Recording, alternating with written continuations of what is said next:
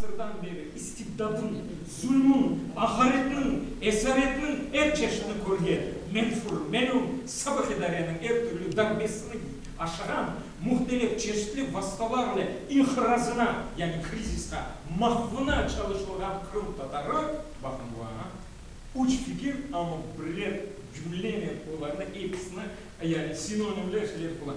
Men kene varım ve var olacağım. Men kene yaşayayım ve yaşayacağım.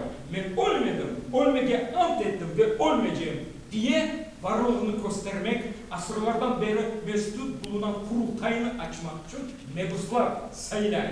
Bugün Kırım Tatarı kendisi idare etmek için, kendi milli yasasını, kendi milli kanun esasını tanzim edecek kurultayını esasını atar. Son vakitte yazar. Kırım Tatarı 1,5 asırdan beri ağladı, bağırdı, feryat etti, imdat istedi, el kapıga müracaat etti. Fakat onun gözyaşları görülmedi, onun feryatları eşitilmedi, onun istimdat-kârını, yani yardımga çağıran sayhalarına kulak verilmedi, onun imirtilerinden müteessir olan bulunmadı. Müracaat etti ki kapılardan kuruldu, Petrograd'a yollanan arizalar hasır altında bırakıldı. Feryatnameler nazareti hatta alınmadı. Kırım Tatarı kendi sesini ne dumalarının gerisinden ne matbuatta yazdığı makalleri işittirmedi. O bağırdıkça ağzını daha ziyade kapattılar. O kendi derdini yazdıkça kalemlerini kırdılar. Bakın bu üslubuna. Kırım Tatarı her şeyi tahammül etti, sabır etti, dayandı. Asker dediler, verdi.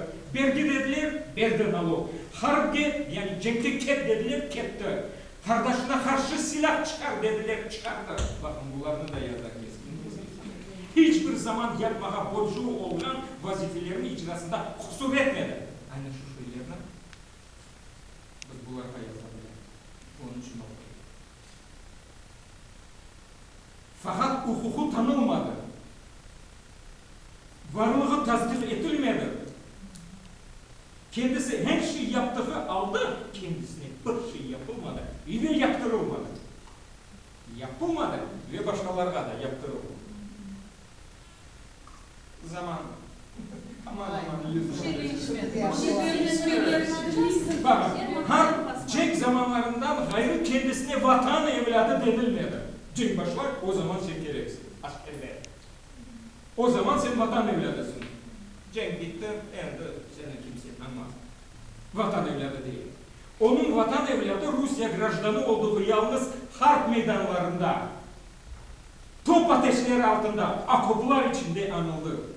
Marif vergisi verdi. Fakat kendisine, milletine, dinine muvafık mektepler açılmadı. Kendi mektep açtı. Kapattılar. Muallimler yetiştirdi. Nefi olundular. Muharrirler meydana getirdi. Zindanlara, menfalara atıldılar. Kitaplar yazdı. Basılmasına sansürler müsaade etmedi.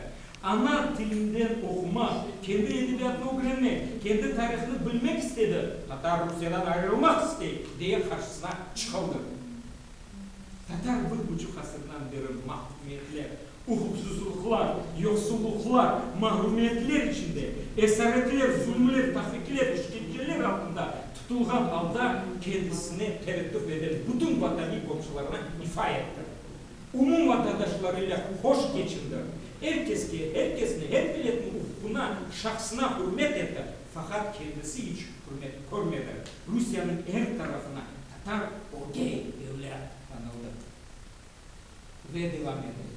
Sonra her millete hürriyet artık feodal infilabından sonra her millete hürriyet, her millet bundan böyle kendisini kendi idare edecek, her millet hakkı tanılacak, her milletin hukukuna riayet edilecek. İşte Tatar'daki bir millet hem de tarihi şanlı, ananeleri parlak, yaşamak istidadı müsbet olan bir millet olduğundan el ve ayaklarındaki zincirlerini, dil ve ağzındaki kilitleri silkinerek kırdı ve men de varım, men de yaşamaya hakkım var, beni de tanınız, benim de mevcudiyetim tanılsın, benim varlığıma, hukukuma da hürmet edilsin diye haykırar.